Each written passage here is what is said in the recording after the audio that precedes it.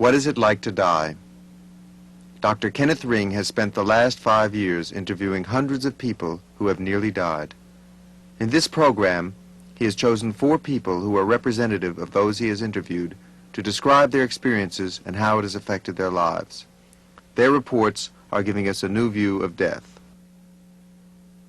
And I was in a car accident and thrown out, was in severe pain. I had a fractured clavicle and lacerations all over my body, and I had thought that I had broken my jaw. I had tremendous pain in my jaw, and I went unconscious. Basically, the truck did fall on me, and the frame of the truck came across my chest so that it immediately pushed all the air out of me.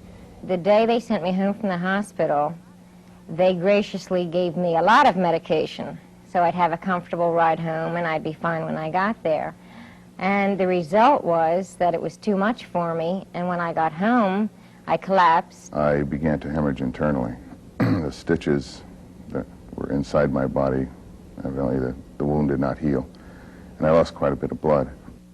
The subjects were asked to describe their near-death experiences. The thing that amazed me was that as the pain became extremely severe, my breathing became far more shallow.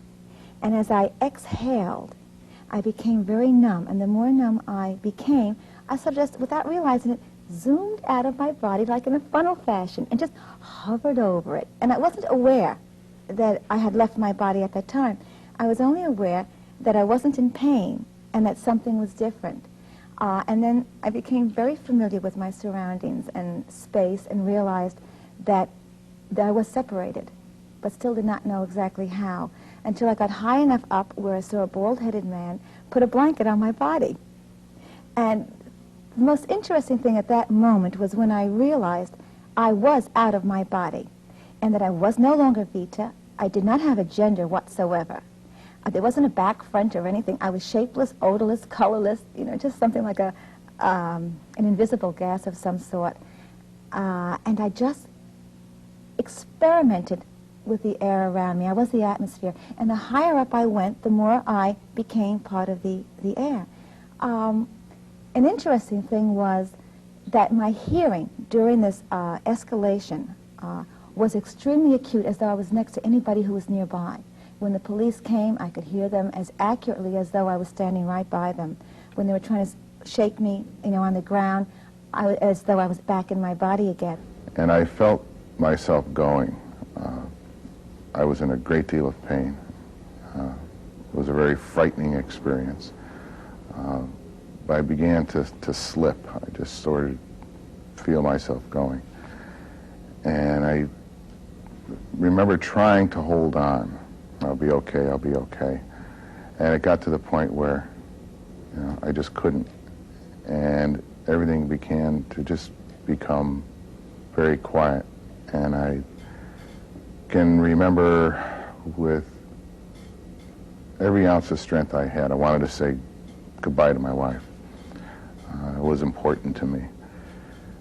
And I did. I remember just turning my head, looking at her and saying, I'm going to die. Goodbye, Joan. And I did. It was then that I experienced what we call a near-death experience. For me, there was nothing near about it. It was there. It was a total immersion in light, brightness, warmth, peace, security. I did not have an out-of-body experience. I did not see my body or anyone about me. I just immediately went into this beautiful, bright light. It's difficult to describe. Matter of fact, it's impossible to describe. Verbally, it cannot be expressed. It's something which becomes you, and you become it. I could say that I was peace. I was love. I was the brightness. It was part of me. I had no recollection of anything, anything biological. It's not like you could see something. because your sight is biological, it's necessary here. Hearing is necessary here. Speech is necessary here. It's not there. You just know. You're all-knowing. Everything is a part of you, and it's just so beautiful. It was eternity. It's like I was always there, and I will always be there. That my existence on earth was just a very brief instant. It's a hard concept to understand, eternity, because when you compare it to time, time requires progression. Things, a sequence of things. Things follow each other. This is all at once, everything. There's no passing from one thing to another. I'd like to call it a different dimension, but can't really call it that, because that could be defined, and there are different dimensions. They have beginnings and ends, and so that doesn't fit. At the point that actually happened, I was screaming and I was vomiting at the same time, and I felt myself getting ready to pass out. And I was conscious of my two sons were standing in the doorway, and I was looking at my husband, and next thing I know, I was looking down at my husband. And it was unclear at first. I said, I'm looking at myself. And I looked down at the bedroom scene, and all of a sudden I said, my God, I'm dead. And the only way I can describe my immediate feeling was, if you could describe or see or feel a smile or a complete contentment or happiness, that was it.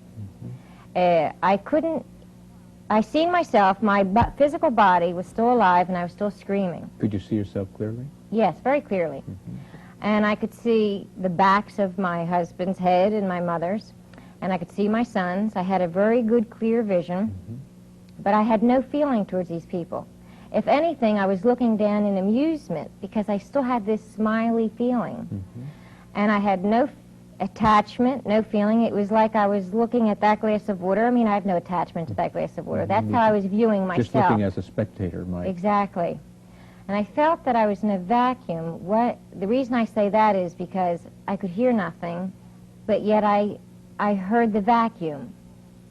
Not a noise of a vacuum cleaner, but I heard the quietness.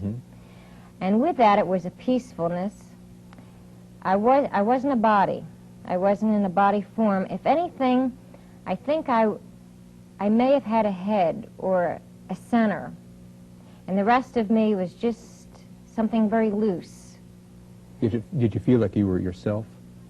It was you that this was happening I wasn't to? my body, I was my mind. I say I was my spirit. And contentment, happiness, it was the most wonderful time in my life. It was peaceful, quiet. It was magnificent. It's hard to explain, because I feel it wasn't exactly worldly. So how can I use worldly words to explain it to you? All I can say is it was a fantastic experience. So, and I was conscious of being maybe inches from the ceiling. I could feel the closeness of the ceiling. Were you aware of any other persons or presences with you at that time, or did you feel that you were alone in that space? I was alone, but I wasn't alone. There again, I felt the closeness or the protection of this vacuum that I was in. It was like,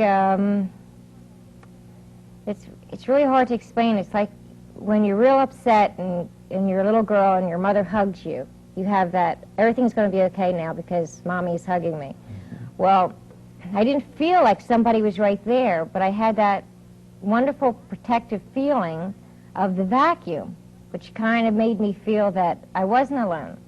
The next thing that I experienced or realized that I was in this huge vastness of just nothing, just darkness.